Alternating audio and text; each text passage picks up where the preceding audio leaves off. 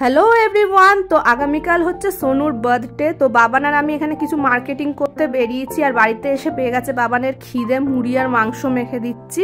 আর আগের দিনে আমি চাটনি পায়েস এগুলো করে রেখেছিলাম, তাতে আমার সুবিধা হবে, অনেকটা কাজ এগিয়ে যাবে।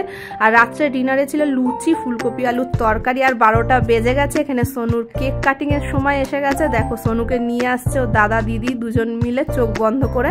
আর কেকটা দেখে দেখো সোনু কি খুশি হবে। আর এবারে সোনু 4 বছর মানে হলো, 3 কমপ্লিট হয়ে 4-এ পড়লো। তো এবারে অনেকটাও বুঝতে শিখে গেছে যে ওর বার্থডেতে কেক আসবে, তো খুবই এনজয় করেছে। এবারে বার্থডে দেখো কেক কাটবে, ও কি খুশি, নিজের বার্থডেতে নিজেই সমানে হাততালি দিয়ে যাচ্ছে। আর এখানে কেক হচ্ছে সোনুর ফেভারিট জিনিস, যেটা দিন রাত্রি দিলেও দিনে রাত্রে যখনই দেবে সবসময় খেতে পারে, তাই জন্য ওর নজরটা ছিল কেকের দিকেই। তো সবাই মিলে এখানে আমরা কেক খাওয়ালাম সোনুকে। আর বাবান আবার ক্যাডবেরি দিয়েছিল, ক্যাডবেরিটা দেখে তো আরও খুশি হয়ে গেছে।